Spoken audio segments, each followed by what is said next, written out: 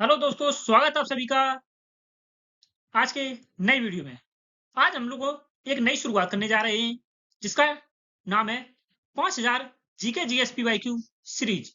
इस सीरीज में हम कुल 5000 जीके जीएस पीवाईक्यू डिस्कस करेंगे जो कि मोस्ट इंपॉर्टेंट पीवाईक्यूज होंगे विद डिटेल्ड एक्सप्लेनेशन के साथ में। यह पार्ट फर्स्ट है। इस पार्ट में हम लोग 100 पीवाईक्यू डिस्कस करेंगे, परंतु इस वीडियो में हमने 100 पीवाईक्यू लिए हैं, परंतु हम लोग लगभग अप्रोक्स अप्रोक्स 500 क्वेश्चंस डिस्कस करेंगे 100 पीवाईक्यू में, लेकिन डिटेल एक्सप्लेनेशन के साथ में हम लोग इस वीडियो में 500 क्वेश्चंस डिस्कस करेंगे जो कि आपके सभी प्रतियोगी परीक्षाओं के लिए महत्वपूर्ण है, आने वाले सभी प्रतियोगी परीक्षाओं के लिए। इस सीरीज में हम लोग अभी 5000 जीके जीएस पीवाईक्यू सीरीज लेकर आए हैं। यदि आप लोगों का सपोर्ट रहा तो यह सीरीज हम 11,000 क्वेश्चंस तक ले जाएंगे। चलिए शुरू करते हैं। चलिए शुरू करते हैं। हमारी 5000 जीके जीएस पीवाईक्यू सीरीज का पार्ट फर्स्ट है और पार्ट फर्स्ट का यह पहला प्रश्न है। पहला प्रश्न है, जलियांवाला बाग हत्याकांड की जांच के लिए ब्रिटिश सरकार द्वारा किस समिति का गठन किया गया था? बात करें जलियांवाला बाग हत्याकांड की। जलियांवाला बाग हत्याकांड यह 13 अप्रैल 1919 को हुआ था। 13 अप्रैल 1919 को बैसाखी के दिन हुआ था। 13 अप्रैल 1919 को बैसाखी के दिन हुआ था जलियांवाला बाग हत्याकांड। इसकी जांच के लिए ब्रिटिश सरकार द्वारा किस समिति का गठन किया? सही आंसर हो जाएगा हंटर समिति। इस समिति का गठन ब्रिटिश सरकार द्वारा जलियांवाला बाग हत्याकांड की जांच के लिए किया गया था, हंटर समिति का गठन। जलियांवाला बाग हत्याकांड के बाद रविंद्रनाथ टैगोर ने जलियांवाला बाग हत्याकांड के बाद नाइटहुड की उपाधि त्यागी थी। नाइटहुड की उपाधि त्याग दी थी। नाइटहुड की उपाधि त्याग दी थी। और इसी हत्याकांड के बाद महात्मा गांधी ने भी कैसर हिंद की उपाधि त्याग दी थी। महात्मा गांधी ने कैसर हिंद की उपाधि त्यागी थी और रविंद्रनाथ टैगोर ने नाइटहुड की उपाधि त्याग दी थी जलियांवाला बाग हत्याकांड के बाद। और बात करते हैं जलियांवाला बाग हत्याकांड के लिए भारतीय राष्ट्रीय Congress INC, Indian national Congress ने भी एक समिति का गठन किया था। भारतीय राष्ट्रीय कांग्रेस ने एक समिति का गठन किया गया था जिसके अध्यक्ष मदन मोहन मालवीय थे। मदन मोहन मालवीय जलियांवाला बाग हत्याकांड की समिति की जांच के लिए बनाए गए थे, जो कि आईएनसी, इंडियन नेशनल कांग्रेस, भारतीय राष्ट्रीय कांग्रेस ने इसका गठन किया गया था। बात करें ब्रिटिश सरकार ने किस समिति का गठन किया? हंटर समिति का गठन किया गया था और भारतीय राष्ट्रीय कांग्रेस ने मदन मोहन मालवीय की अध्यक्षता में समिति का गठन किया गया था। नेक्स्ट है क्वेश्चन 2, भारत के संविधान का कौन सा भाग मौलिक अधिकारों से संबंधित है? सही आंसर हो जाएगा भाग 3। भाग 3 संविधान के मौलिक अधिकारों से संबंधित है। मूल संविधान की बात करें, मूल संविधान में मौलिक अधिकार मूल संविधान में मौलिक अधिकार 7 थे, परंतु वर्तमान में मौलिक अधिकारों की संख्या 6 है। 44वां संविधान संशोधन, 44वां कॉन्स्टिट्यूशनल अमेंडमेंट संविधान संशोधन के द्वारा 1978 में संपत्ति के अधिकार को मौलिक अधिकार से हटा दिया गया और इसे विधिक अधिकार मौलिक अधिकार की लिस्ट से हटाकर विधिक अधिकार कानूनी अधिकार बनाया गया। अनुच्छेद 300 में इसे ट्रांसफर कर दिया गया। अनुच्छेद 300 में इसे विधिक अधिकार के रूप में संरक्षित किया गया है। वर्तमान में 6 मौलिक अधिकार हैं। मूल संविधान में 7 मौलिक अधिकार थे। 44वां संविधान संशोधन 1978 को संपत्ति के अधिकार को निश्चित कर दिया गया था और इसे विधिक अधिकार बना दिया गया। नेक्स्ट है, भारतीय संविधान सभा की प्रथम बैठक किस वर्ष आयोजित की गई थी? सही आंसर हो जाएगा 1946 में। बात करें भारतीय संविधान सभा की, संविधान सभा की पहली बैठक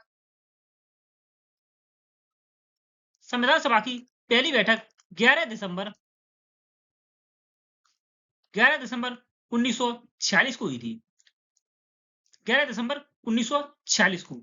और इसकी अध्यक्षता की बात करें, संविधान सभा की पहली बैठक की अध्यक्षता सच्चिदानंद सिन्हा ने की थी। सच्चिदानंद सिन्हा ने, और इसके अस्थायी अध्यक्ष थे। यह भी कई बार एग्जाम्स में पूछा गया है कि भारतीय संविधान सभा के प्रथम अस्थायी अध्यक्ष कौन थे? सच्चिदानंद सिन्हा। बात करें दूसरी बैठक की, संविधान सभा की दूसरी बैठक 13 दिसंबर संविधान सभा की पहली बैठक 9 दिसंबर 1946 को हुई थी और संविधान सभा की दूसरी बैठक 11 दिसंबर, माफी चाहता हूं, संविधान सभा की दूसरी बैठक 11 दिसंबर 1946 को हुई थी और पहली बैठक 9 दिसंबर 1946 को हुई थी। इसी दूसरी बैठक में स्थायी अध्यक्ष चुने गए थे। संविधान सभा की दूसरी बैठक में स्थायी अध्यक्ष राजेंद्र प्रसाद चुने गए थे। अस्थायी अध्यक्ष सच्चिदानंद सिन्हा थे और स्थायी अध्यक्ष राजेंद्र प्रसाद चुने गए थे। नेक्स्ट है क्वेश्चन 4, भारतीय संविधान को पूर्ण रूप से लागू कब किया गया था? सही आंसर है 26 जनवरी 1950 को। भारतीय संविधान को पूर्ण रूप से लागू 26 जनवरी 1950 को किया गया था, परंतु यह 26 नवंबर 1949 को संविधान सभा ने इसे स्वीकार किया था, बनकर तैयार हुआ था या 26 नवंबर 1949 को स्वीकार किया था। इसीलिए प्रतिवर्ष 26 नवंबर को संविधान दिवस मनाया जाता है। संविधान दिवस प्रतिवर्ष 26 नवंबर को मनाया जाता है। 26 नवंबर 1949 को संविधान बनकर तैयार हुआ था। संविधान बनने में लगे समय की बात करें, 2 वर्ष 11 माह और 18 दिन का समय लगा था। 2 वर्ष 11 माह और 18 दिन का समय लगा था। यह भी कई बार एग्जाम से पूछा गया है, संविधान बनने में कितना समय लगा था, संविधान कब बनकर तैयार हुआ था और यह कब पूर्ण रूप से लागू किया गया और संविधान दिवस कब मनाया जाता है? 26 नवंबर 1949 को इसे संविधान सभा द्वारा अंगीकृत किया गया था।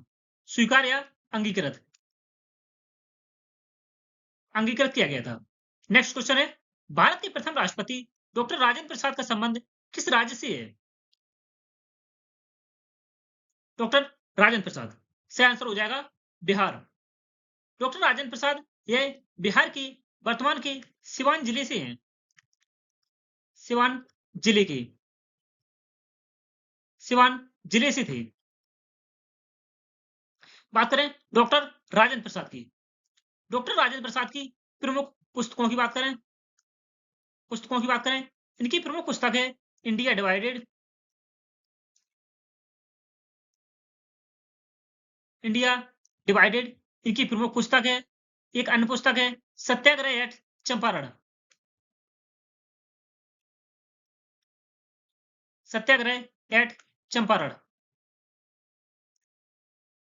इनकी है प्रमुख पुस्तक है इंडिया डिवाइडेड और सत्याग्रह एट चंपारण। इन्हें डॉक्टर राजेंद्र प्रसाद को 1962 में भारत का सर्वोच्च सम्मान भारत रत्न दिया गया था। भारत रत्न, जिसकी शुरुआत 1954 में हुई थी। भारत रत्न की शुरुआत 1954 में हुई थी। यह भारत का सर्वोच्च नागरिक सम्मान है और डॉक्टर राजेंद्र प्रसाद को यह 1962 में प्रदान किया गया था। डॉक्टर राजेंद्र प्रसाद यह संविधान की संचालन समिति के अध्यक्ष थे। संचालन समिति के अध्यक्ष थे। संचालन समिति के भी अध्यक्ष थे। नेक्स्ट है, भारतीय संसद के उच्च सदन को किस नाम से जाना जाता है? सही आंसर है राज्यसभा। भारतीय संसद के उच्च सदन को राज्यसभा के नाम से जाना जाता है। इसके अन्य नाम भी हैं, जैसे द्वितीय सदन,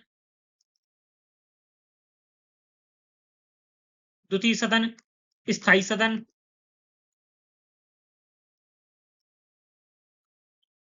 राज्यसभा को उच्च सदन, द्वितीय सदन, स्थायी सदन भी कहा जाता है। और राज्यसभा के प्रथम सभापति की बात करें,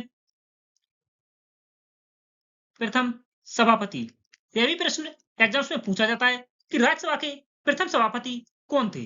सही आंसर हो जाएगा डॉक्टर एस राधाकृष्णन।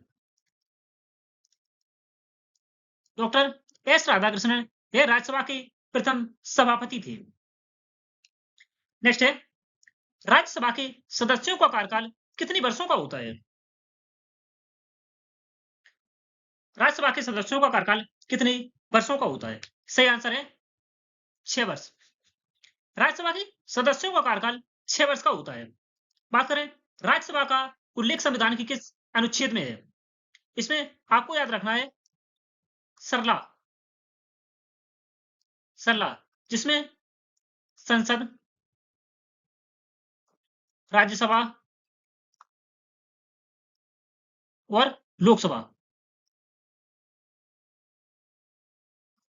सरला का अर्थ है संसद, राज्यसभा और लोकसभा। संसद का उल्लेख अनुच्छेद 79 में है, राज्यसभा का उल्लेख अनुच्छेद 80 में है और लोकसभा का उल्लेख अनुच्छेद 81 में है।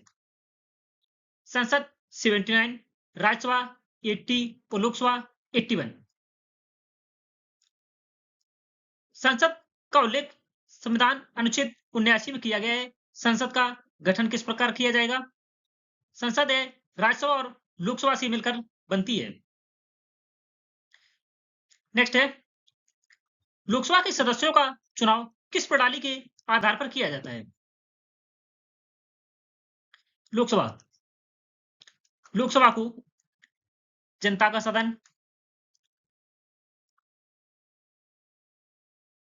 सदन, निचला सदन,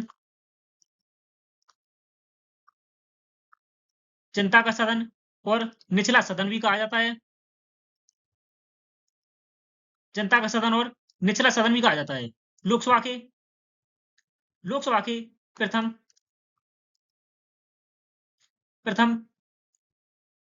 अध्यक्ष की बात करें, प्रथम लोकसभा अध्यक्ष जीवी मावलंकर थे।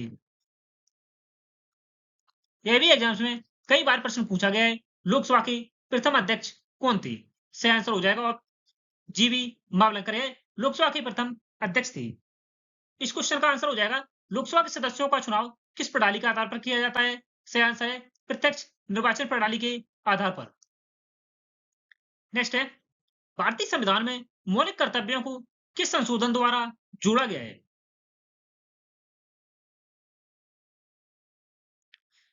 मौलिक कर्तव्यों को सरदार स्वर्ण सिंह समिति की सिफारिश पर जोड़ा गया है। सरदार स्वर्ण सिंह समिति की सिफारिश पर जोड़ा गया है।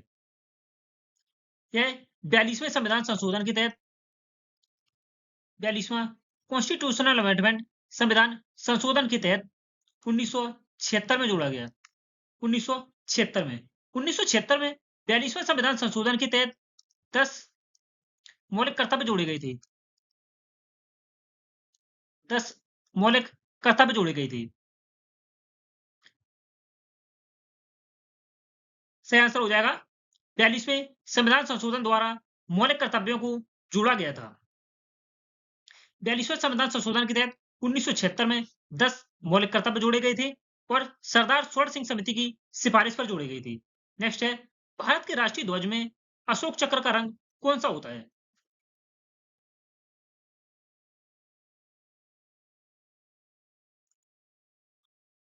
सही आंसर है गहरा नीला। चलिए देखते हैं। भारत के राष्ट्रीय ध्वज में ऊपरी रंग केसरिया, मध्य में सफेद और नीचे ग्रीन कलर होता है, हरा रंग। और है अशोक चक्र की बात करें, यह नीले रंग से बना होता है। इसमें 24 तीलियां होती हैं। 24 तीलियां होती हैं। यह भी कई बार एग्जाम से पूछा गया है कि अशोक चक्र में भारत के तिरंगे में अशोक चक्र में कितनी तीलियां होती हैं।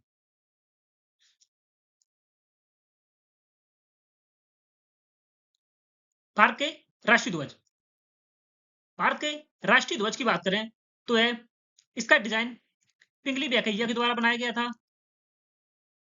पिंगली बेकैया के द्वारा बनाया गया था। पिंगली बेकैया के द्वारा। और इसे स्वीकार किया गया। तिरंगे को स्वीकार 22 जुलाई 1947 को भारत के तिरंगे को संविधान सभा के द्वारा स्वीकार किया गया था। 22 जुलाई 1947 को। और इसका डिजाइन पिंगली बेकैया के द्वारा बनाया गया था।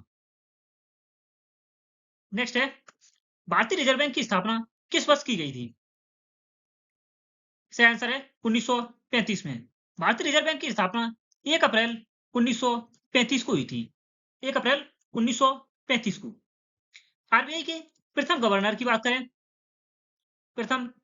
बात करें, ओसबॉर्न स्मिथ थे। भारतीय रिजर्व बैंक के प्रथम गवर्नर ओसबॉर्न स्मिथ थे। परंतु प्रथम भारतीय की बात करें, प्रथम भारतीय गवर्नर की बात करें, सीडी देशमुख थे। सीडी देशमुख। आरबीआई की स्थापना 1 अप्रैल 1935 को हुई थी। प्रथम गवर्नर ओसबॉर्न स्मिथ थे। प्रथम भारतीय गवर्नर की बात करें, सीडी देशमुख थे। सीडी देशमुख। नेक्स्ट है भारत का सर्वोच्च न्यायालय देश के किस शहर में स्थित है।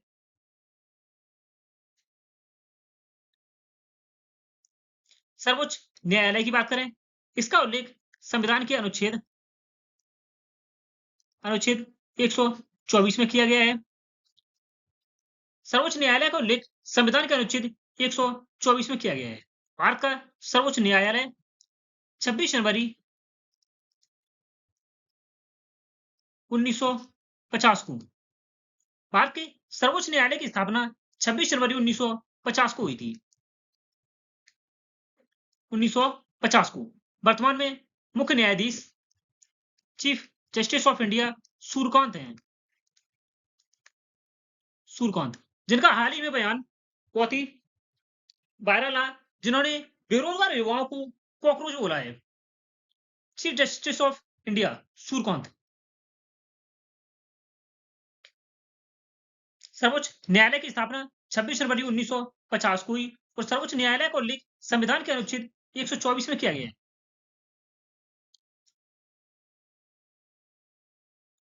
सर्वोच्च न्यायालय यह नई दिल्ली में स्थित है। नेक्स्ट है भारत में पंचायती राज व्यवस्था को संवैधानिक दर्जा किस संशोधन द्वारा प्राप्त हुआ।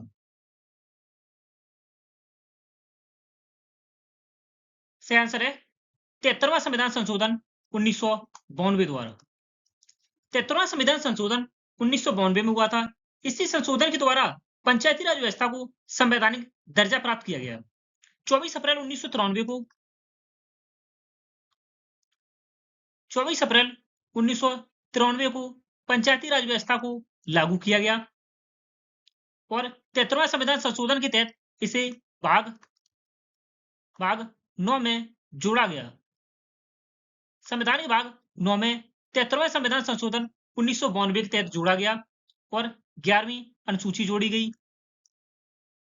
73वां संविधान संशोधन के तहत ही 11वीं अनुसूची जोड़ी गई। 11वीं अनुसूची में विषय की बात करें, 11वीं अनुसूची में 29 विषय हैं। यह भी एग्जाम्स में पूछा जाता है 11वीं अनुसूची में कितने विषय हैं। 24 अप्रैल को ही प्रतिवर्ष 24 अप्रैल 1993 को पंचायती राज व्यवस्था लागू की गई। इसीलिए प्रतिवर्ष 24 अप्रैल को पंचायती राज दिवस मनाया जाता है। पंचायती राज दिवस प्रतिवर्ष 24 अप्रैल को मनाया जाता है। नेक्स्ट है भारतीय संविधान का कौन सा अनुच्छेद राष्ट्रपति के पद से संबंधित है? सही आंसर है अनुच्छेद 52। अनुच्छेद 52 में कहा गया है कि भारत का एक राष्ट्रपति होगा। राष्ट्रपति पद का उल्लेख किया गया है। अनुच्छेद 60 की बात करें, अनुच्छेद 60 में कहा गया है राष्ट्रपति की शपथ के बारे में।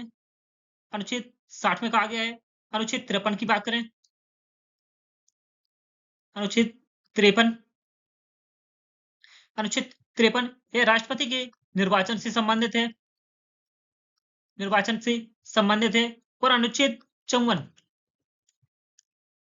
अनुच्छेद 54 है निर्वाचन की रीत से संबंधित है कि राष्ट्रपति का निर्वाचन किस आधार पर, किस प्रणाली के माध्यम से किया जाएगा। अनुच्छेद 61 की बात करें, यह भी महत्वपूर्ण है, यह कई बार पूछा गया है। अनुच्छेद 61, इसमें महाभियोग, राष्ट्रपति के ऊपर महाभियोग चलाने की प्रक्रिया का उल्लेख किया गया है। नेक्स्ट है संविधान सभा की प्रारूप समिति के अध्यक्ष कौन थे? संविधान सभा की प्रारूप समिति,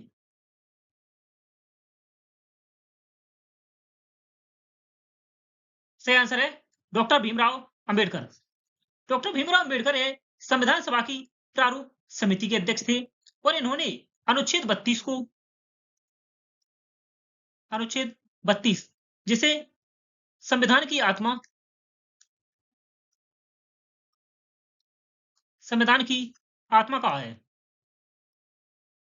डॉक्टर भीमराव अंबेडकर ने अनुच्छेद 32 को संविधान की आत्मा कहा है। संविधान की आत्मा, अनुच्छेद 32 में संवैधानिक उपचारों का अधिकार दिया गया है।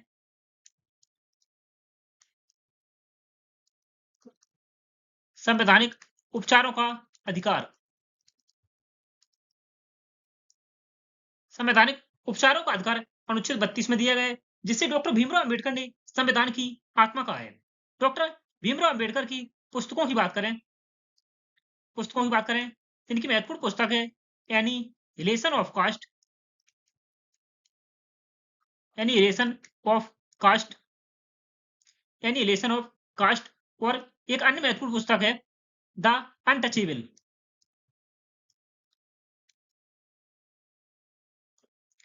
एनिहिलेशन ऑफ कास्ट और द अनटचेबल इनकी प्रमुख पुस्तक है। डॉक्टर भीमराव अंबेडकर को 1990 में, 1990 में भारत रत्न प्रदान किया गया, जो कि भारत का सर्वोच्च नागरिक सम्मान है। डॉक्टर भीमराव अंबेडकर को 1990 में भारत का सर्वोच्च नागरिक सम्मान भारत रत्न प्रदान किया गया था। नेक्स्ट है भारत के राष्ट्रीय गीत वंदे मातरम की रचना किसने की थी? सही आंसर है बंकिम चंद्र चट्टोपाध्याय। बंकिम चंद्र चट्टोपाध्याय ने इसकी रचना की थी और ये बंकिम चंद्र चट्टोपाध्याय के उपन्यास, उपन्यास आनंद मठ से लिया गया है। बंकिम चंद्र चट्टोपाध्याय का उपन्यास आनंद मठ से इसे लिया गया है और इसे 1896 के वंदे मातरम को, वंदे मातरम को 1896 के कलकत्ता अधिवेशन में पहली बार गाया गया। 1896 के कलकत्ता अधिवेशन में पहली बार गाया गया था। 1896 के कलकत्ता अधिवेशन में पहली बार गाया गया और यह उपन्यास आनंद मठ से लिया गया है। वंदे मातरम जो कि भारत का राष्ट्रीय गीत है। नेक्स्ट है भारत के राष्ट्रीय गान जन गण मन के रचयिता कौन है? सही आंसर है रविंद्रनाथ टैगोर। रविंद्रनाथ टैगोर। इसे 24 जनवरी राष्ट्रीय गान जनगण को 24 जनवरी 1950 को स्वीकार किया गया और इसे 27 दिसंबर 1911 को पहली बार, 27 दिसंबर 1911 को पहली बार कांग्रेस के कलकत्ता अधिवेशन में, कलकत्ता अधिवेशन 1911 में गाया गया था। कलकत्ता अधिवेशन 1911 में पहली बार रविंद्रनाथ टैगोर द्वारा रचित राष्ट्रीय गान जनगण मन को पहली बार गाया गया था। इसे 24 जनवरी 1950 को लागू किया गया, स्वीकार किया गया था। नेक्स्ट है, भारतीय संविधान में कितनी अनुसूचियां हैं वर्तमान में? भारतीय संविधान में वर्तमान में 12 अनुसूचियां हैं, परंतु मूल संविधान की बात करें, मूल संविधान में 8 अनुसूचियां थी, वर्तमान में 12 अनुसूचियां हैं। नेक्स्ट है 19वां क्वेश्चन, भारतीय संविधान में कितनी भाषाओं को 8वीं अनुसूची में शामिल किया गया है? सही आंसर है 22 भाषाओं को। भारतीय संविधान में वर्तमान में 8वीं अनुसूची में 22 भाषाएं हैं। मूल संविधान में 14 भाषाएं थी। वह किस प्रकार 14 से 22 भाषाएं 8वीं अनुसूची में जोड़ी गई, चलिए देखते हैं। पहली बार इसमें संशोधन किया गया, 21वां संविधान संशोधन। संविधान संशोधन को हम सीए शॉर्ट फॉर्म में लिखते हैं, कॉन्स्टिट्यूशनल अमेंडमेंट।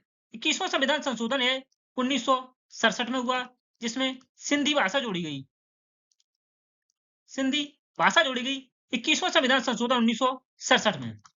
नेक्स्ट है 71वां संविधान संशोधन,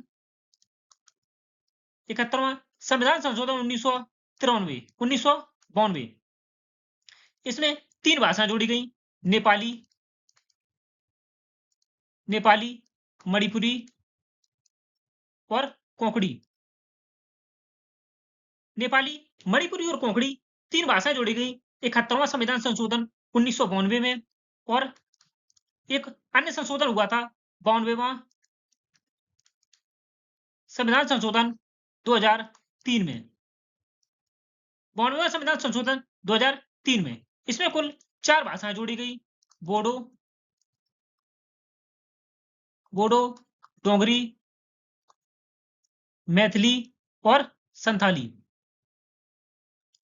21वां संविधान संशोधन 1967 में हुआ, इसमें 14 भाषाएं से एक भाषा जोड़ी गई, 15 भाषाएं हुई। 71वां संविधान संशोधन 1992 में हुआ, इसमें 3 भाषाएं जोड़ी गई, नेपाली, मणिपुरी और कोंकणी।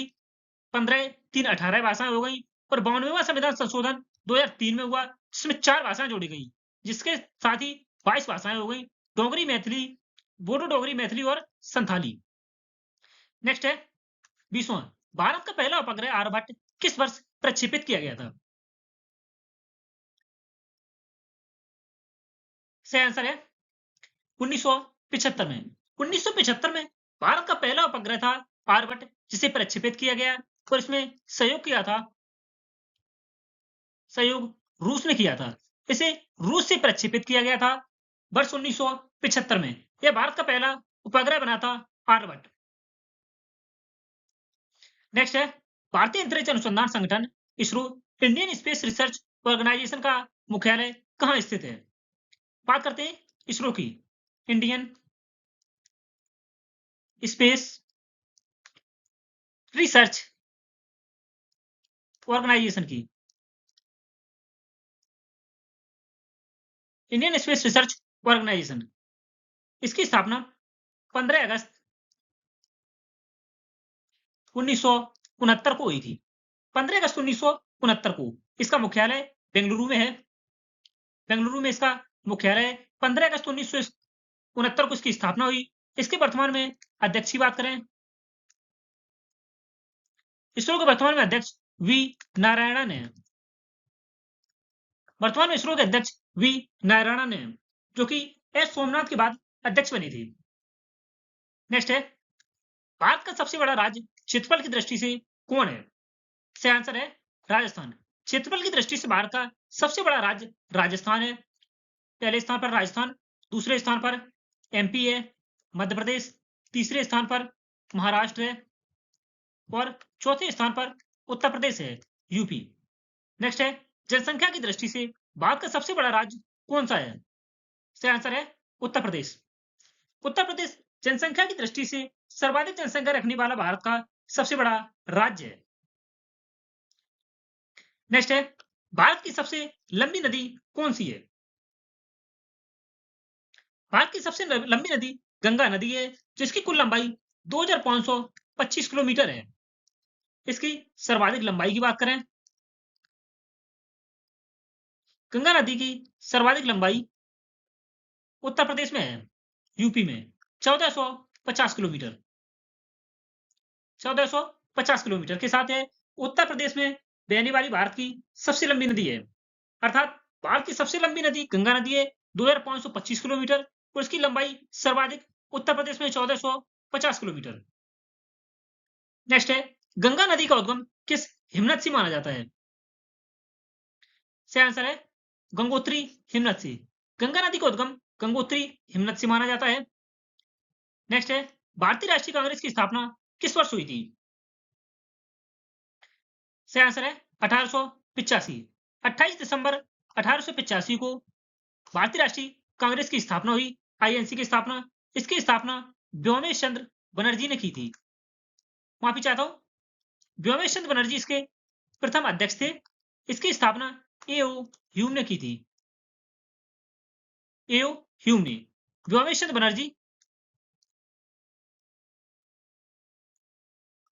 बनर्जी ये प्रथम अध्यक्ष थे। प्रथम अध्यक्ष व्योमेश चंद्र बनर्जी थे। भारतीय राष्ट्रीय कांग्रेस के प्रथम अध्यक्ष कौन थे? ये हम अभी डिस्कस कर चुके हैं, व्योमेश चंद्र बनर्जी। और इसकी स्थापना गोकुलदास,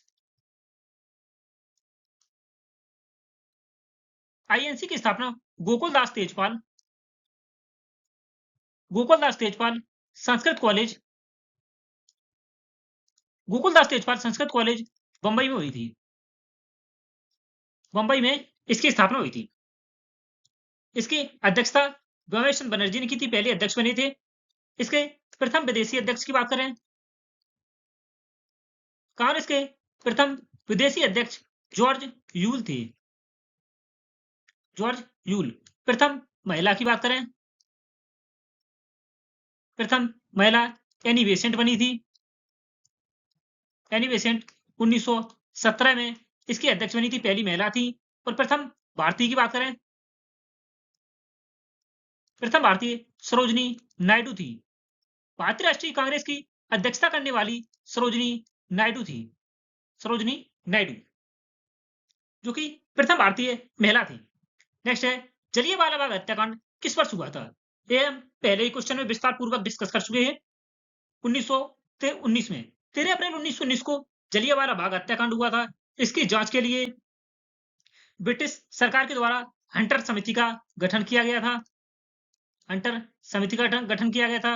और आईएनसी भारतीय राष्ट्रीय कांग्रेस ने मदन मोहन मालवीय की अध्यक्षता में एक समिति का गठन किया गया था, जिसमें गांधी जी भी थे। और यह बैसाखी के दिन हुआ था। नेक्स्ट है, असहयोग आंदोलन किसके नेतृत्व में प्रारंभ किया गया था? सही आंसर है महात्मा गांधी। महात्मा गांधी के नेतृत्व में असहयोग आंदोलन की शुरुआत हुई थी। नेक्स्ट है, भारत छोड़ो आंदोलन किस वर्ष प्रारंभ हुआ था?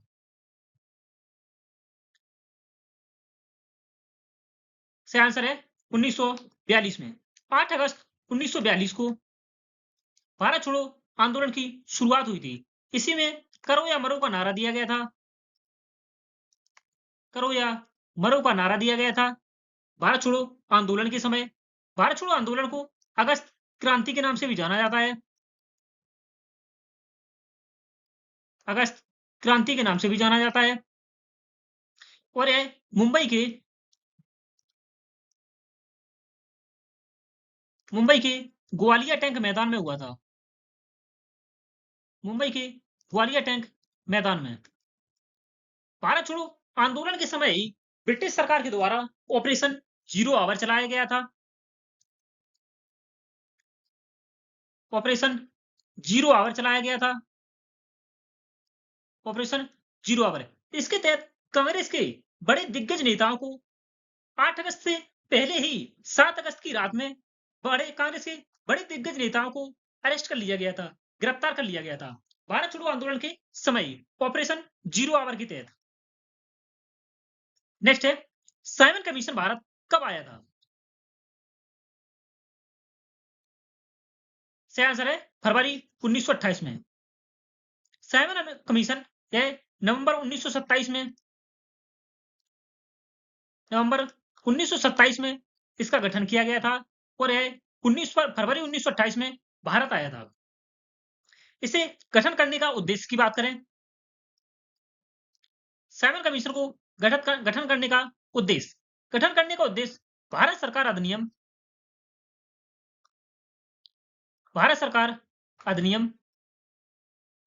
1919 के कामकाज की समीक्षा करने के लिए किया गया था। भारत सरकार अधिनियम 1919 के कामकाज की समीक्षा करने के लिए इसका गठन किया गया था। साइमन कमीशन भारत फरवरी 1928 में आया था। नवंबर 1927 में इसका गठन हुआ था और भारत सरकार अधिनियम 1919 के कामकाज की समीक्षा के लिए इसे भारत भेजा गया था। नेक्स्ट है, करो या मरो का नारा किस आंदोलन के दौरान दिया गया? इसका आंसर है भारत छोड़ो आंदोलन के दौरान।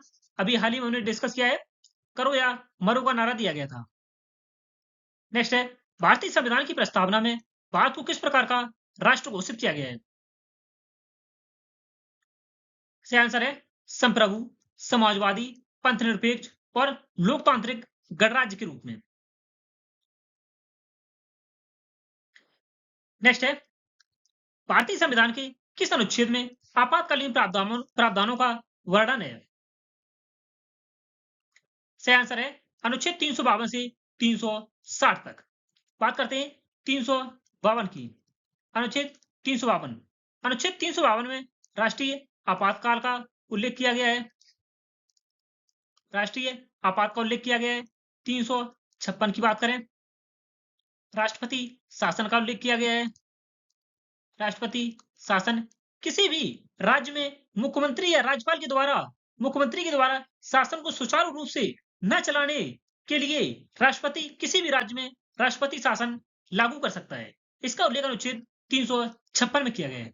बात करते हैं अनुच्छेद 360 की। अनुच्छेद 360 में वित्तीय आपातकाल का उल्लेख किया गया है। वित्तीय आपातकाल, भारत में अब तक एक बार भी वित्तीय आपातकाल नहीं लगा है। यह भी प्रश्न पूछा जाता है, भारत में अब तक वित्तीय आपातकाल कितनी बार लग चुका है? भारत में अब तक एक भी बार वित्तीय आपातकाल नहीं लगा है। बात करते हैं राष्ट्रीय आपात की। राष्ट्रीय आपात 1962 में भारत में पहली बार राष्ट्रीय आपात लगा था। इसमें भारत और चीन के युद्ध के समय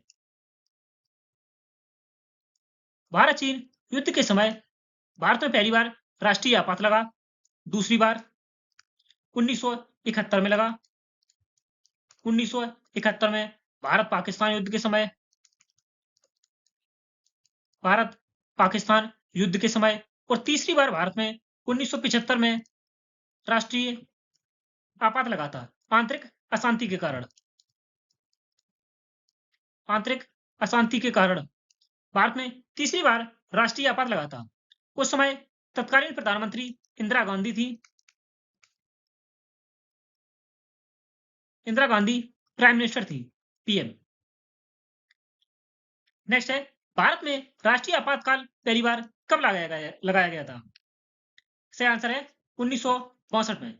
भारत और चीन के युद्ध के समय भारत में पहली बार राष्ट्रीय आपातकाल लगा था 352 के तहत। नेक्स्ट है, भारतीय सेना के सर्वोच्च कमांडर कौन होते हैं? सही आंसर है राष्ट्रपति। भारत के राष्ट्रपति भारतीय सेना के सर्वोच्च कमांडर होते हैं। सर्वोच्च कमांडर। नेक्स्ट है, जय जवान जय किसान का नारा किस प्रधानमंत्री ने दिया था? सही आंसर है लाल बहादुर शास्त्री। लाल बहादुर शास्त्री के द्वारा जय जवान जय किसान का नारा दिया गया था और इसमें कई बार पूछा गया है, जय जवान जय किसान और जय विज्ञान का नारा किसने दिया? जय जवान जय किसान में जय विज्ञान शब्द किसने जोड़ा था? जय विज्ञान शब्द जोड़ने का कार्य अटल बिहारी वाजपेयी ने किया था। अटल बिहारी वाजपेयी ने जय जवान जय किसान प्लस जय विज्ञान का नारा दिया था। लाल बहादुर शास्त्री की बात करें, लाल बहादुर शास्त्री, इनका कई बार एग्जाम्स में समाधि स्थल के बारे में पूछा गया है।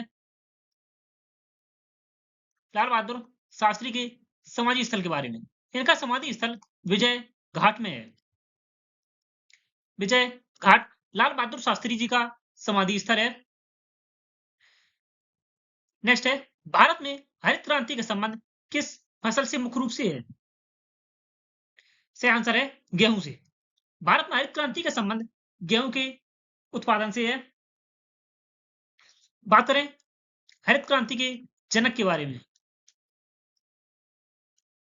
हरित क्रांति के जनक के बारे में। हरित क्रांति के जनक के बारे में भारत में हरित क्रांति के जनक कौन है और वैश्विक दृष्टिकोण से विश्व में हरित क्रांति के जनक कौन है, ये दो प्रश्न बनते हैं। भारत में हरित क्रांति का जनक एम.एस. स्वामीनाथन को कहा जाता है। एम.एस.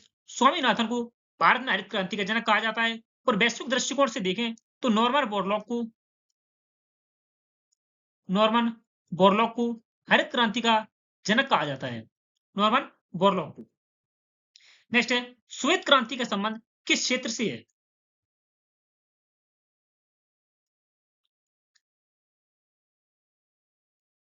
सही आंसर है दुग्ध उत्पादन से। श्वेत क्रांति का संबंध दुग्ध उत्पादन से है। 13 जनवरी 1970 को 13 जनवरी 1970 को राष्ट्रीय डेयरी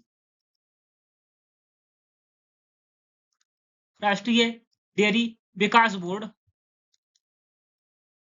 13 जनवरी 1970 को राष्ट्रीय डेयरी विकास बोर्ड द्वारा मिल्कमैन ऑफ इंडिया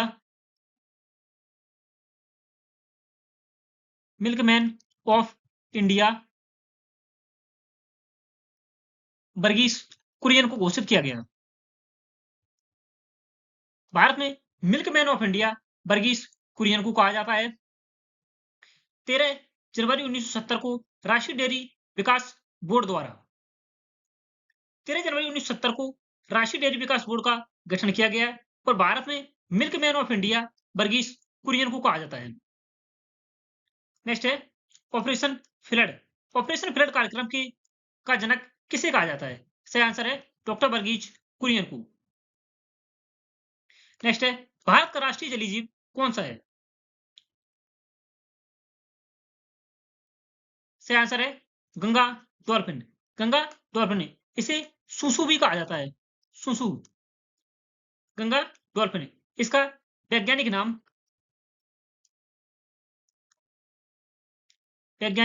नाम प्लेटानिस्टा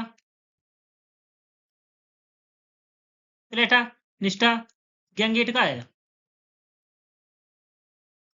गंगा डॉल्फिन जिसे सुसु भी कहा जाता है, इसका वैज्ञानिक नाम प्लेटानिस्टा गैंगेट का है और इसे राष्ट्रीय जलीय जीव 5 अक्टूबर 2009 को घोषित किया गया।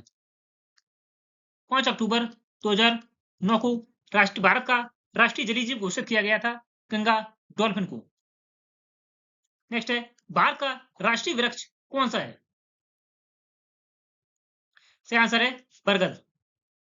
बरगद का वैज्ञानिक नाम की बात करें,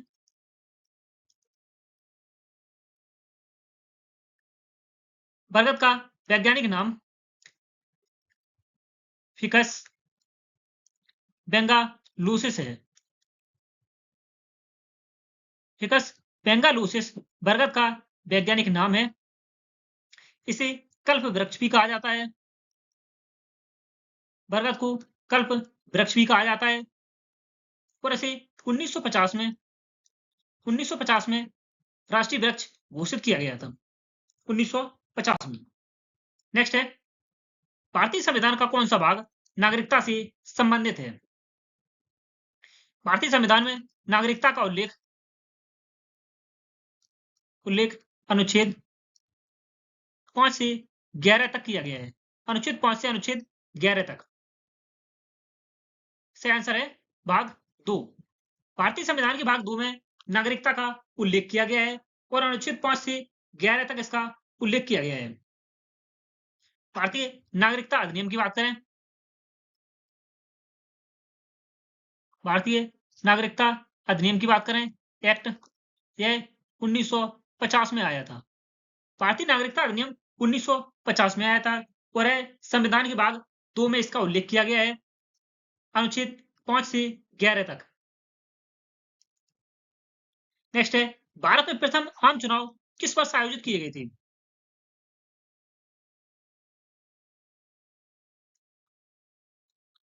सही आंसर है 1951-52 में। भारत में प्रथम आम चुनाव 1951-52 में आयोजित किए गए थे। इसमें प्रधानमंत्री बने थे पीएम जवाहरलाल नेहरू बने थे। जवाहरलाल नेहरू यह भारत के प्रथम प्रधानमंत्री थे। प्रथम प्रधानमंत्री। और इन आम चुनाव की बात करें उस समय चीफ इलेक्शन कमिश्नर सीईसी मुख्य चुनाव आयुक्त सुकुमार सेन थे। यह भी एग्जाम्स में पूछा जाता है।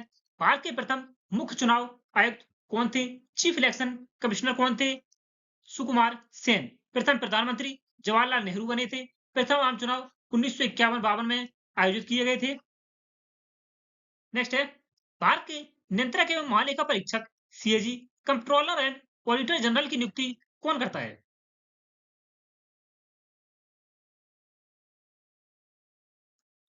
सही आंसर है राष्ट्रपति। राष्ट्रपति भारत के नियंत्रक एवं महालेखा परीक्षक की नियुक्ति अनुच्छेद 148 के तहत करता है। अनुच्छेद 148 के तहत राष्ट्रपति के द्वारा भारत के नियंत्रक एवं महालेखा परीक्षक की नियुक्ति की जाती है। वर्तमान में 15 सीएजी नियंत्रक एवं महालेखा परीक्षक संजय मूर्ति हैं। के संजय मूर्ति वर्तमान में भारत के 15वें कंट्रोलर एंड ऑडिटर जनरल हैं। इनके कार्यकाल की बात करें, सीएजी की कार्यकाल की बात करें, कार्यकाल 6 वर्ष या 65 वर्ष जो भी पहले हो। 6 वर्ष या 65 वर्ष जो भी पहले हो। नेक्स्ट है भारतीय संविधान की किस अनुसूची में राज्यों और केंद्र शासित प्रदेशों का उल्लेख किया गया है?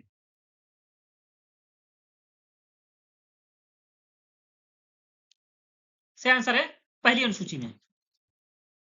पहली अनुसूची में अनुच्छेद 1 में। नेक्स्ट है भारतीय संविधान में संशोधन की प्रक्रिया किस देश के संविधान से ली गई है?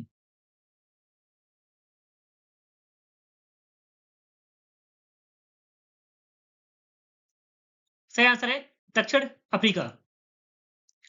भारतीय संविधान में संविधान संशोधन की प्रक्रिया दक्षिण अफ्रीका के संविधान से ली गई है। बात करें यूएसए के संविधान से, अमेरिका के संविधान से मूल अधिकार लिए गए हैं। मूल अधिकार लिए गए हैं। आयरलैंड के संविधान से नीति निर्देशक तत्व लिए गए हैं। नीति निर्देशक तत्व लिए हैं। अफ्रीका के संविधान से संविधान संशोधन प्रक्रिया ली गई है। रूस के संविधान से मौलिक कर्तव्य लिए गए हैं। मौलिक कर्तव्य लिए गए हैं। और कनाडा के संविधान से संघीय शासन प्रणाली ली गई है। संघीय शासन प्रणाली कनाडा के संविधान से ली गई है। नेक्स्ट है भारतीय संविधान का संरक्षक किसे माना जाता है? सही आंसर है सर्वोच्च न्यायालय को।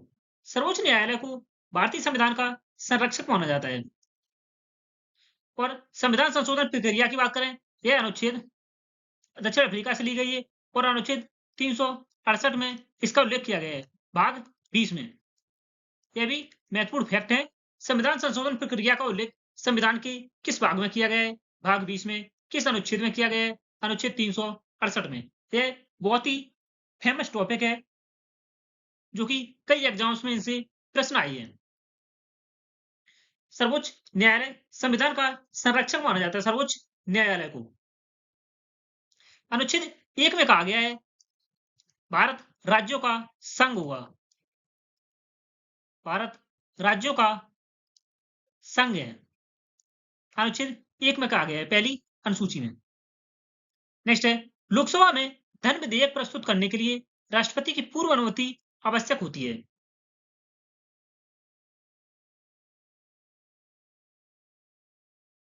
धन विधेयक की बात करें, धन विधेयक, इसका उल्लेख अनुच्छेद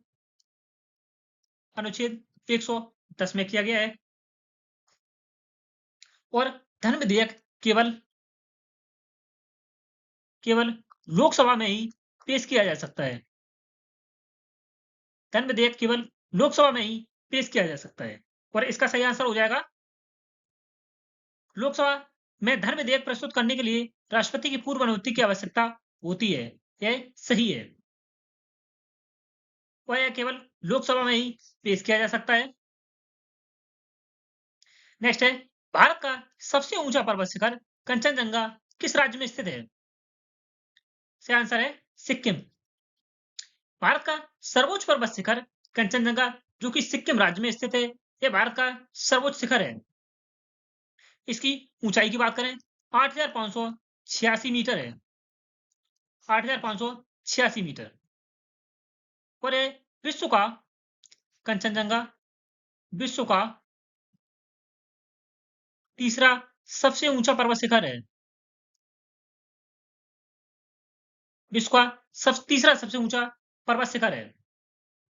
और एक और इंपॉर्टेंट फैक्ट बताते हैं, कंचनजंगा कंचनजंगा को 1852 तक 1852 तक दुनिया का सबसे ऊंचा पर्वत शिखर माना जाता था। दुनिया का सबसे ऊंचा पर्वत शिखर 1852 तक कंचनजंगा को माना जाता था, परंतु 1852 में माउंट एवरेस्ट को सर्वोच्च पर्वत शिखर घोषित कर दिया गया। तब से इसे भारत का तीसरा और विश्व का तीसरा सबसे ऊंचा पर्वत शिखर माना जाने लगा। नेक्स्ट है, भारतीय संविधान में राज्य के नीति निर्देशक तत्व किस देश के संविधान से प्रेरित हैं? सही आंसर है आयरलैंड। भारतीय संविधान में नीति निर्देशक तत्व आयरलैंड के संविधान से लिए गए हैं, प्रेरित हैं और इन्हें लागू करने का उद्देश्य कल्याणकारी राज्य की स्थापना करना है। कल्याणकारी राज्य की स्थापना करना।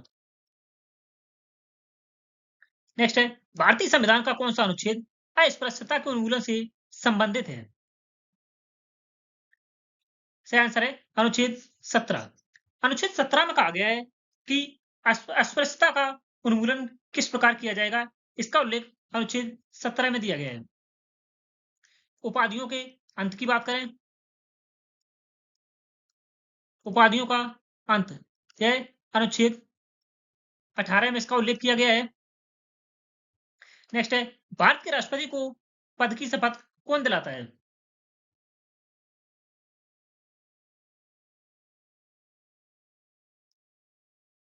सही आंसर है भारत के मुख्य न्यायाधीश। भारत के मुख्य न्यायाधीश राष्ट्रपति को पद की शपथ दिलाते हैं और राष्ट्रपति के पद की शपथ की बात करें, इसका उल्लेख अनुच्छेद 60 में किया गया है, अनुच्छेद 60 में। नेक्स्ट है, भारतीय संसद का संयुक्त अधिवेशन कौन बुलाता है? संयुक्त अधिवेशन की बात करें, संयुक्त अधिवेशन इसका उल्लेख अनुच्छेद 108 में किया गया है, संयुक्त अधिवेशन का उल्लेख। और यह ऑस्ट्रेलिया के संविधान से प्रेरित है, ऑस्ट्रेलिया के संविधान से प्रेरित है। सही आंसर है राष्ट्रपति। भारतीय संसद का संयुक्त अधिवेशन राष्ट्रपति के द्वारा बुलाया जाता है और इसकी अध्यक्षता, यह कई बार प्रश्न में पूछा जाता है कि संसद के संयुक्त अधिवेशन की अध्यक्षता कौन करता है? सही आंसर हो जाएगा लोकसभा अध्यक्ष। लोकसभा अध्यक्ष राष्ट्रपति के द्वारा बुलाई गई संयुक्त अधिवेशन की अध्यक्षता करते हैं और अब तक केवल 3 बार संयुक्त अधिवेशन आयोजित किया गया है। नेक्स्ट है, लोकसभा का गठन करने का अधिकार किसके पास होता है? सही आंसर है राष्ट्रपति। बात करें लोकसभा की, लोकसभा का उल्लेख संविधान के अनुच्छेद 81 में किया गया है। अनुच्छेद 81 में वर्तमान लोकसभा अध्यक्ष की बात करें, ओम बिरला है। वर्तमान लोकसभा अध्यक्ष ओम बिरला है। नेक्स्ट है, भारत में वित्त आयोग का गठन किस अनुच्छेद के अंतर्गत किया जाता है? सही आंसर है अनुच्छेद 280। अनुच्छेद 280 के तहत वित्त आयोग का गठन किया जाता है। वर्तमान में 16वें वित्त आयोग के अध्यक्ष 16वें वित्त आयोग के अध्यक्ष अरविंद पनगड़िया हैं। अरविंद पनगड़िया 16वें वित्त आयोग के अध्यक्ष हैं। नेक्स्ट है, भारत में योजना आयोग का स्थान किस संस्था ने लिया है? इसका आंसर है NITI Aayog. NITI Aayog. National institution for transforming India. National institution for transforming India, इसका गठन, नीति आयोग का गठन 2015 में किया गया था। 1 जनवरी 2015 को इसका गठन किया गया था। इसकी सीईओ की बात करें, सीईओ निधि छिब्बर हैं। निधि छिब्बर। और इसके अध्यक्ष की बात करें, अध्यक्ष प्रधानमंत्री होते हैं, प्रधानमंत्री। नेक्स्ट है, वस्तु एवं सेवा कर जीएसटी लागू करने वाला भारत का पहला राज्य कौन सा है? इसे 1 जुलाई जीएसटी को 1 जुलाई 2017 को लागू किया गया। 1 जुलाई 2017 को लागू किया गया और लागू करने वाला पहला राज्य असम है। असम। नेक्स्ट है, भारतीय संविधान में संघीय व्यवस्था के बावजूद मजबूत केंद्र सरकार की अवधारणा किस देश से ली गई है? इसका आंसर है कनाडा। नेक्स्ट है, भारतीय संविधान में मौलिक अधिकारों को लागू कराने के लिए कौन सी रिट जारी की जाती है? इसका आंसर हो जाएगा बंदी प्रत्यक्षीकरण के तहत 5 रिट। बंदी प्रत्यक्षीकरण के अलावा अन्य 4 रिट हैं। परमादेश, उत्प्रेषण, अधिकार परीक्षा और प्रतिषेध। बंदी प्रत्यक्षीकरण के अतिरिक्त अन्य 4 रिट हैं। परमादेश, उत्प्रेषण, अधिकार परीक्षा और प्रतिषेध। बंदी प्रत्यक्ष रिट यह सुप्रीम कोर्ट के द्वारा, सुप्रीम कोर्ट अनुच्छेद 32 के तहत जारी करता है और हाई कोर्ट यह रिट अनुच्छेद 226 के तहत यह रिट जारी कर सकती है। नेक्स्ट है, उच्च न्यायालय के न्यायाधीशों की नियुक्ति कौन करता है? सही आंसर है राष्ट्रपति। राष्ट्रपति के द्वारा उच्च न्यायालय के न्यायाधीशों की नियुक्ति की जाती है और इसमें संबंधित राज्यपाल के साथ परामर्श करता है राष्ट्रपति जिस राज्य में जिस हाईकोर्ट के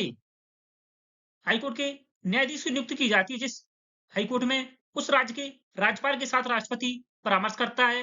परामर्श के बाद कॉलेजियम प्रणाली के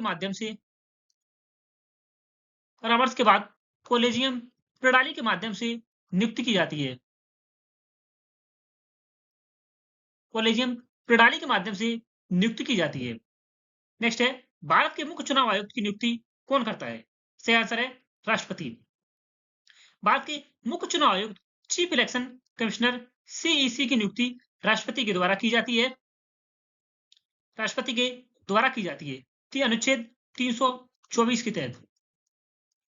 अनुच्छेद 324 के तहत मुख्य चुनाव आयुक्त की नियुक्ति की जाती है। और इसके कार्यकाल की बात करें, मुख्य चुनाव आयुक्त का कार्यकाल 6 वर्ष या 65 वर्ष होता है।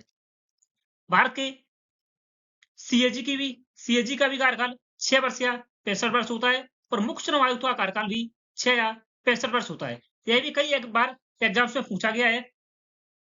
नेक्स्ट है, भारत का नियंत्रक एवं महालेखा परीक्षक कितने वर्षों के लिए नियुक्त किया जाता है? ये हमने हाल ही में डिस्कस किया, 6 वर्ष या 65 वर्ष की आयु तक। नेक्स्ट है, भारतीय संविधान में न्यायपालिका की स्वतंत्रता का प्रावधान किस उद्देश्य से किया गया है? नियंत्रक एवं महालेखा परीक्षक की नियुक्ति अनुच्छेद 148 के तहत की जाती है। 65 है, भारतीय संविधान की न्यायपालिका की स्वतंत्रता का प्रावधान किस उद्देश्य से किया जाता है?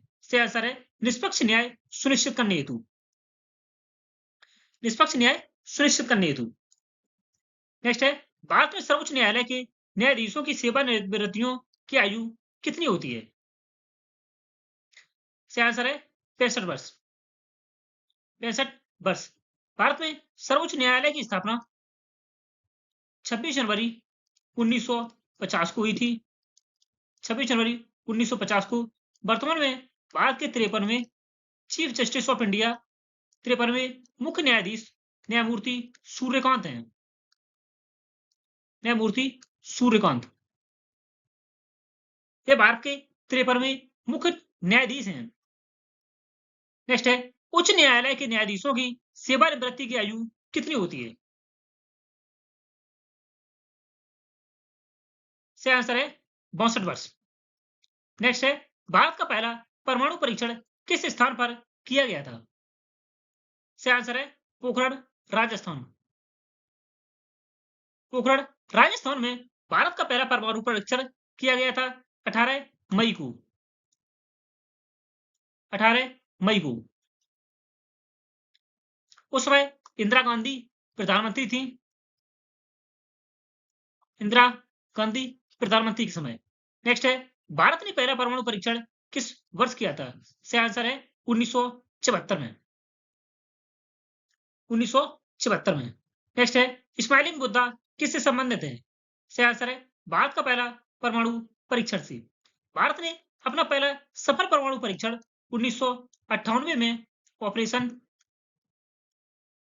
पहला सफल परमाणु परीक्षण 1998 में ऑपरेशन शक्ति के तहत किया था। ऑपरेशन शक्ति के तहत। नेक्स्ट है भारत का पहला स्वदेशी उपग्रह प्रक्षेपण यान कौन सा था?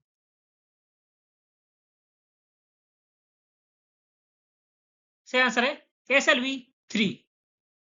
SLV-3। इसे भारत ने पहली बार 18 जुलाई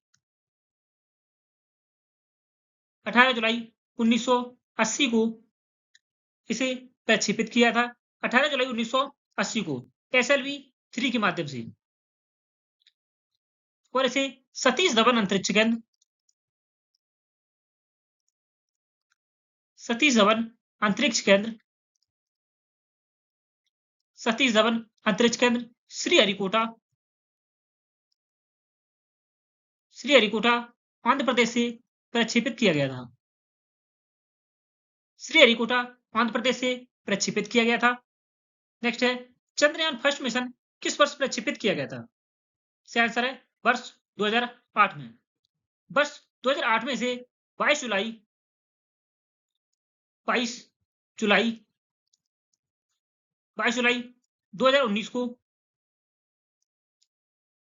22 जुलाई 2019 को चंद्रयान द्वितीय प्रक्षेपित किया गया था।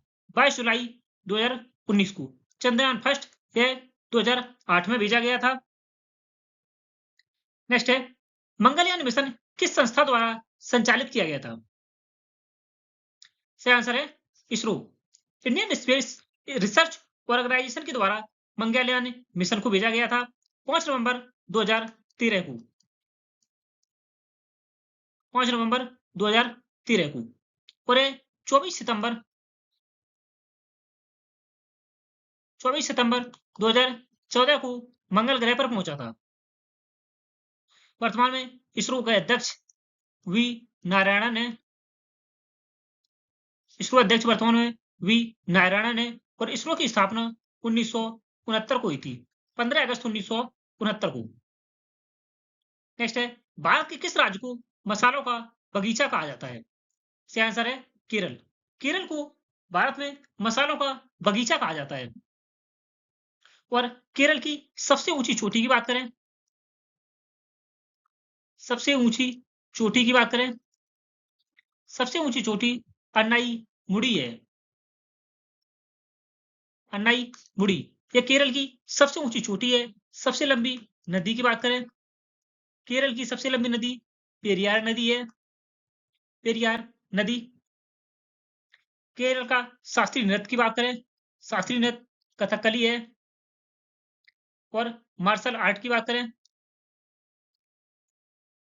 केरल का मार्शल आर्ट कलारी पयट्टू है।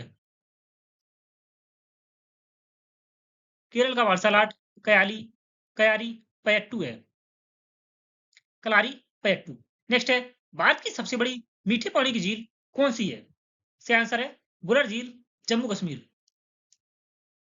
बुलर झील जम्मू कश्मीर है भारत की सबसे बड़ी मीठे पानी की झील है। मीठे पानी की झील है और है झेलम नदी पर है।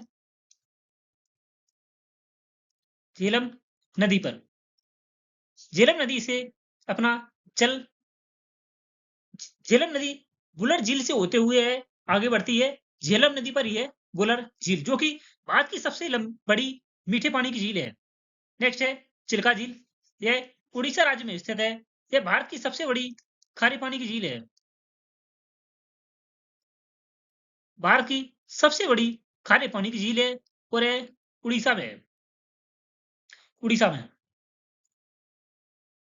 नेक्स्ट है, भारत का सबसे लंबा बांध कौन सा है? इसका आंसर है हीराकुंड बांध और यह महानदी उड़ीसा में है। महानदी उड़ीसा में हीराकुंड बांध। यह 4.8 किलोमीटर लंबा बांध है। इस बांध की लंबाई 4.8 किलोमीटर है। नेक्स्ट है, भाखड़ा नागल परियोजना किस नदी पर है?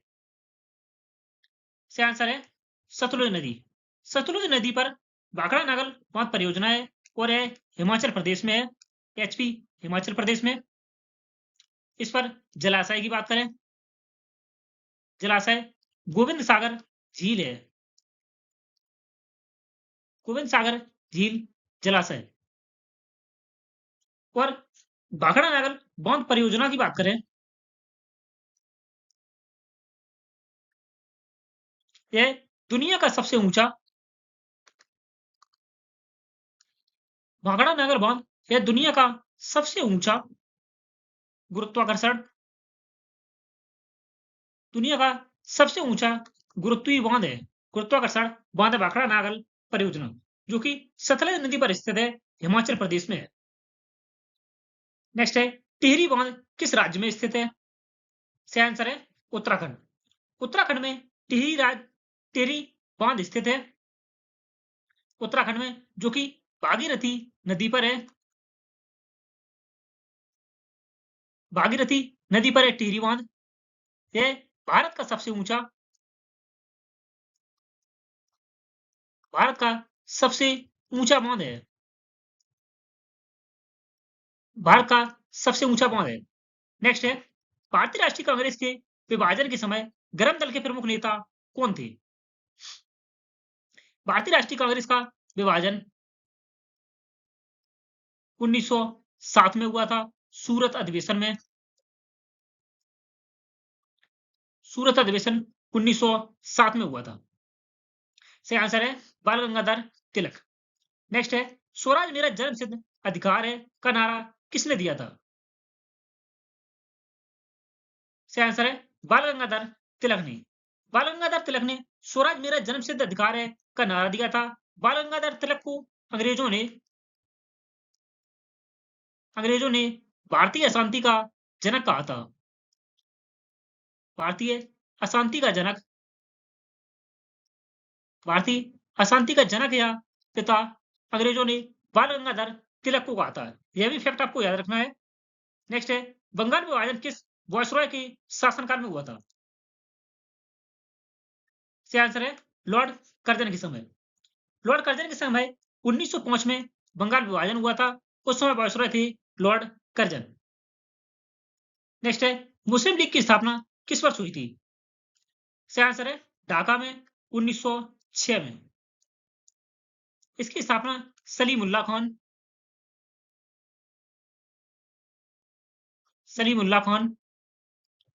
आगा खान सलीमुल्लाह खान आगा खां आदि ने इसकी स्थापना 1906 में ढाका में की थी। इनके साथ में मोहम्मद अली जिन्ना भी थे।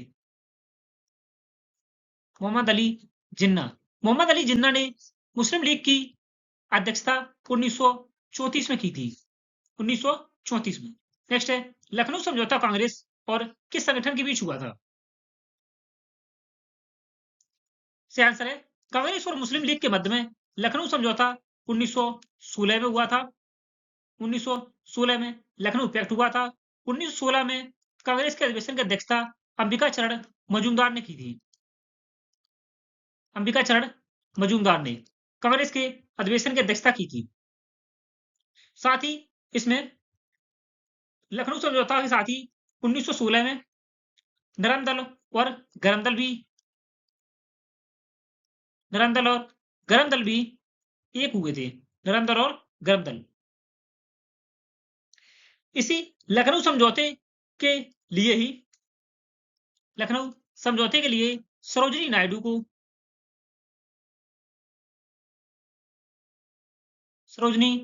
को हिंदू मुस्लिम एकता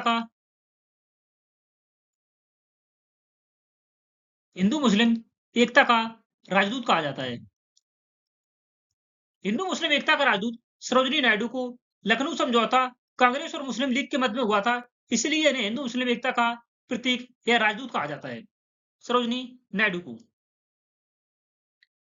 नेक्स्ट है, होम रूल आंदोलन किसने प्रारंभ किया था?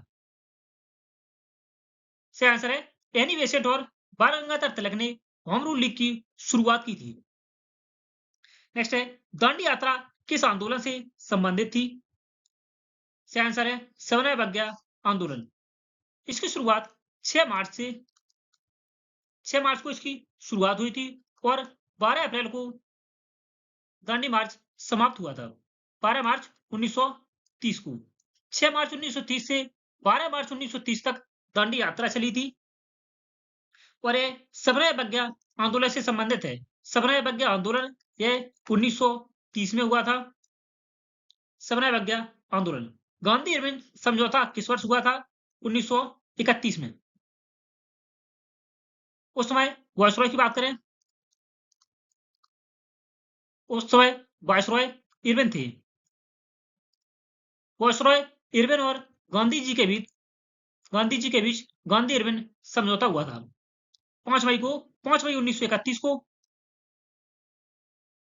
5 मई 1931 को दिल्ली में यह समझौता हुआ था, गांधी इरविन समझौता। 5 मई 1931 को। नेक्स्ट है, क्रिप्स मिशन भारत कब आया? से आंसर है मार्च 1942 को क्रिप्स मिशन भारत आया था, जिसमें क्रिप्स मिशन 1942 में आया था। नेक्स्ट है, कैबिनेट मिशन भारत कब भेजा गया था? यह 1946 में आया था कैबिनेट मिशन, जिसमें सर पैथिक लॉरेंस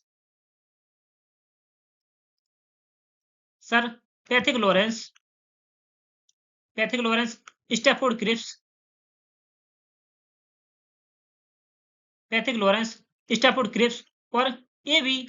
अलेक्जेंडर थे। A B. Alexander. Sir Pethick Lawrence इसके अध्यक्ष थे।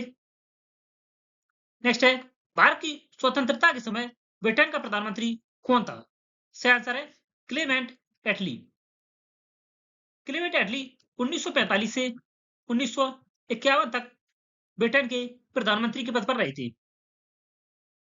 नेक्स्ट है, भारतीय संविधान की उद्देशिका में बंधुता शब्द का क्या अर्थ है?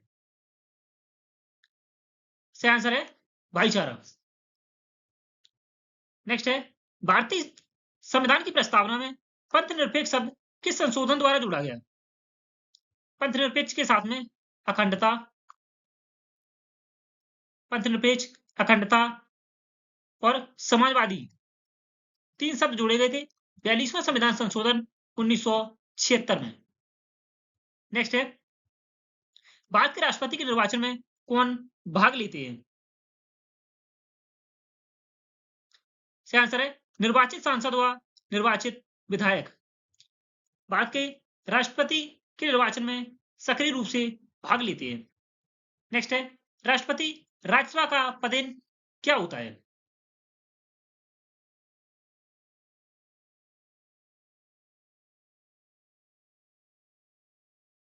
से आंसर है सभापति। उपराष्ट्रपति राज्यसभा का पदेन सभापति होता है और इसका उल्लेख अनुच्छेद 64 में किया गया है।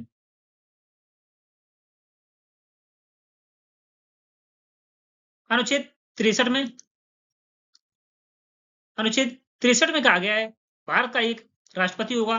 राष्ट्रपति पद का उल्लेख किया गया है, उपराष्ट्रपति पद का उल्लेख किया गया है, उपराष्ट्रपति का उल्लेख किया गया है, भारत का एक उपराष्ट्रपति होगा। अनुच्छेद 64 में कहा गया है कि उपराष्ट्रपति राज्यसभा का पदेन सभापति होगा। ये आपको फैक्ट याद रखने हैं। अनुच्छेद 64 में कहा गया है उपराष्ट्रपति राज्यसभा का पदेन सभापति होगा। अनुच्छेद 63 में कहा गया है भारत का एक उपराष्ट्रपति होगा। नेक्स्ट है, भारत के मूल संविधान में लोकसभा के सदस्यों की अधिकतम संख्या कितनी हो सकती है? सही आंसर है 552। भारत के मूल संविधान में लोकसभा के सदस्यों की अधिकतम संख्या 552 निर्धारित की गई है, परंतु वर्तमान में 888 सदस्यों की बैठने की क्षमता है नई लोकसभा भवन में। और इसकी आकृति मोर के आकार की है। नेक्स्ट है, राज्यसभा के सदस्यों की अधिकतम संख्या कितनी निर्धारित की गई है?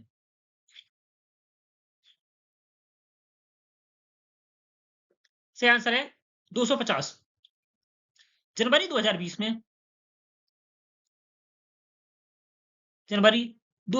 में 104वां संविधान संशोधन कॉन्स्टिट्यूशनल अमेंडमेंट 104वां कॉन्स्टिट्यूशनल अमेंडमेंट के तहत एंग्लो इंडियन